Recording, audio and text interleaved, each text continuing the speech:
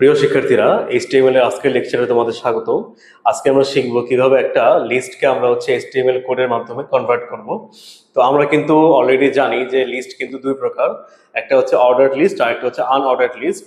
Ordered list বলতে আমরা কি বুঝি, যে সকল লিস্ট তোমার একটা সিকোয়েন্স ধরে তৈরি হয় বা একটা তালিকা আকারে আমরা প্রকাশ করতে পারি, যেমন 1 2 3 বা ABCD, এরা অর্ডার লিস্ট।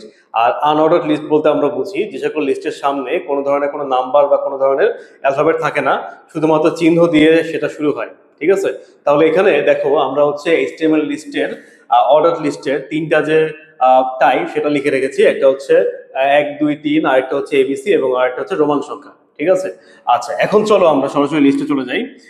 যেহেতু আমাদের মনে রাখতে হবে লিস্ট কিন্তু স্যার সবসময় বডির মধ্যে হয়, কখনো হেডের মধ্যে হয় না। ঠিক আছে, তাহলে আমরা কোডটা লেখার শুরুতে কি শুরু করব, HTML।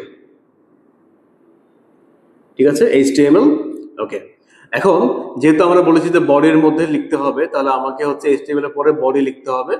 ঠিক আছে, বডি লেখার পরে এখন যেহেতু এটা অর্ডার লিস্টের ট্যাগ কিন্তু স্যার OL, মনে রাখতে হবে অর্ডার লিস্টের ট্যাগ OL। ঠিক আছে, তাহলে সিম্পলি আমরা বডির পরে OL দিয়ে শুরু করব।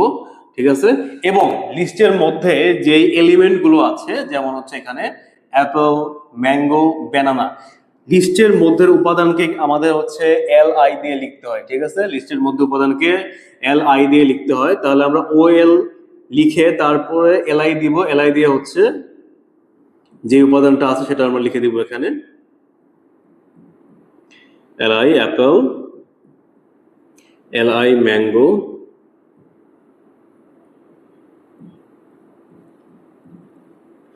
লিস্ট তৈরি করা কিন্তু খুব সহজ HTML কোডের মাধ্যমে। ব্যানানা। ওকে, যেহেতু আমরা আমাদের তিনটে উপাদানকে এখানে ইনপুট করে দিয়েছি, আমাদের কিন্তু লিস্টের কাজটা শেষ। এখন কি করব, এই যে আমরা OL শুরু করেছিলাম, আমরা কিন্তু OL-টা ক্লোজ করে দেব এবং তারপরে বডি এবং HTML কে আমরা ক্লোজ করে দেব। তাহলে আমাদের এই প্রথম লিস্টটা কিন্তু তৈরি হয়ে যাবে।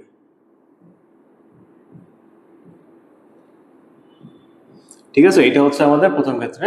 তবে এখানে স্যার খেয়াল রাখতে হবে একটা জিনিস, ডিফল্ট বলতে একটা জিনিস এখানে আছে। ডিফল্ট বলতে আমরা যদি শুধুমাত্র OL দিয়ে শুরু করি, তো অর্ডার লিস্টের ক্ষেত্রে OL এর ডিফল্ট ফর্ম 1 থেকে শুরু হবে। ঠিক আছে, তার মানে OL যখন আমরা লিখবো তখন লিস্টটা কিন্তু অটোমেটিক 1 থেকে শুরু হবে। কিন্তু এখানে দেখো, আমরা যদি 1 2 3 ভাবে অন্য কিছুকে লিখতে চাই, যেমন এখানে কি A দিয়ে শুরু হয়েছে, তাই না? তাহলে এই ক্ষেত্রে কিন্তু আমাদের ভিন্ন টাইপের ব্যবহার করতে হবে। ঠিক আছে, যেহেতু আমরা OL লিখলেই বাই ডিফল্ট আমাদের 1 থেকে শুরু হতো, তো এখন আমাকে যেহেতু A লিখতে হবে, A কিন্তু আমাকে টাইপটা উল্লেখ করে দিতে হবে। তাহলে আমরা এই টাইপটা স্যার কোথায় উল্লেখ করব?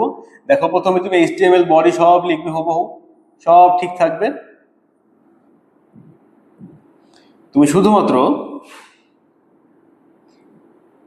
এই যে OL লিখবে, এই OL এর মধ্যে একটা বাড়তি অ্যাট্রিবিউট ব্যবহার করবে। বাড়তি অ্যাট্রিবিউটটা কি হবে স্যার?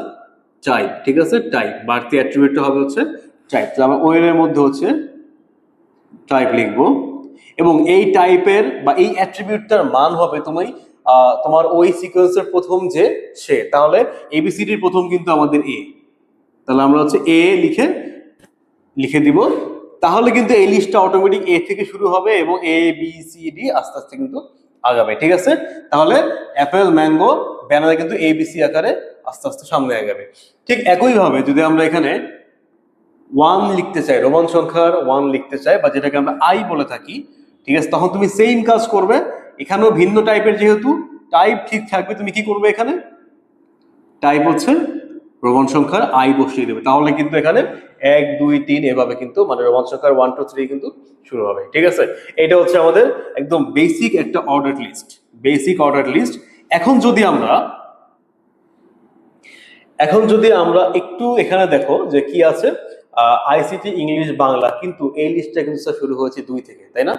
শুরু হয়েছে 2 থেকে, আবার পরবর্তীতে কি আছে, C থেকে শুরু হয়েছে, CD এবং E।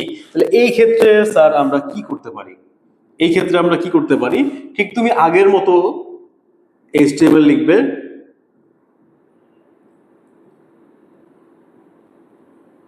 বডি লিখবে, লিখে যেহেতু এইটাও একটা অর্ডার লিস্ট তাই না, এটাও একটা অর্ডার লিস্ট, আমরা ওএল দিয়ে শুরু করবো। কিন্তু এখানে খেয়াল রাখতে হবে আমাদের কিন্তু বাই ডিফল্ট 1 থেকে শুরু হতো তাই না, মানে নাম্বার থেকে শুরু হতো শুধু ওএল লিখলে।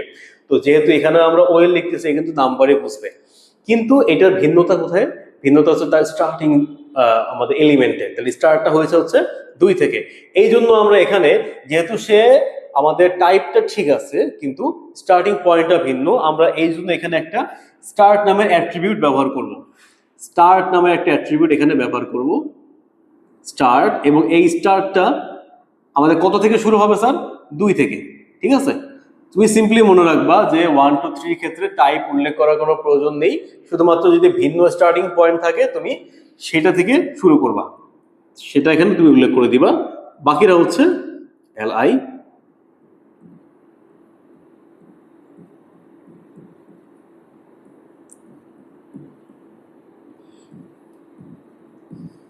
ইংলিশ,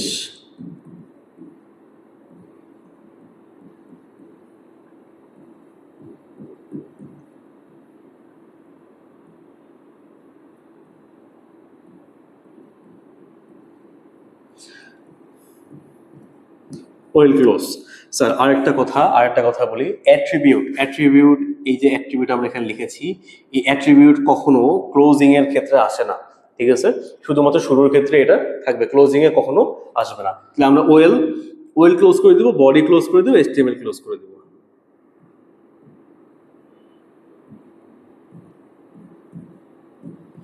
ওয়েল, বডি, HTML, ঠিক আছে? আচ্ছা, ঠিক একইভাবে এখানে দেখো আমাদের কিন্তু শুরু হয়েছে সি থেকে তাই না, তাহলে এখানে তোমাকে খেয়াল রাখতে হবে আমাদের এটার টাইপটাও কিন্তু ভিন্ন এবং স্টার্টিং পয়েন্টটাও ভিন্ন তাই না, তাহলে এই ক্ষেত্রে আমাকে দুটো জিনিসকে তাকে উল্লেখ করে বুঝিয়ে দিতে হবে, ঠিক আছে? তাহলে এখানেও আমরা সেম লিখবো,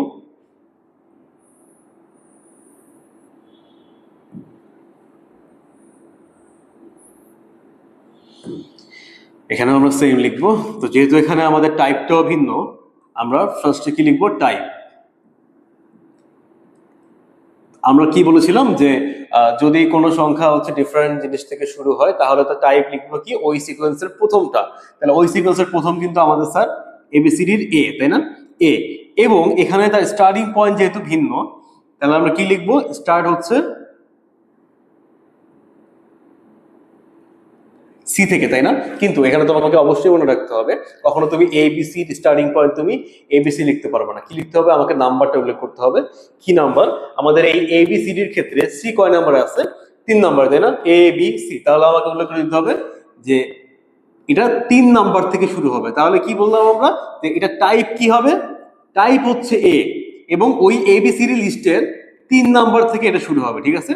3 নাম্বার থেকে শুরু হবে, এটুকু আমাকে এখানে উল্লেখ করে দিতে হবে স্যার। আশা করি এই জিনিসটা আমরা খুব সহজে বুঝতে পেরেছি।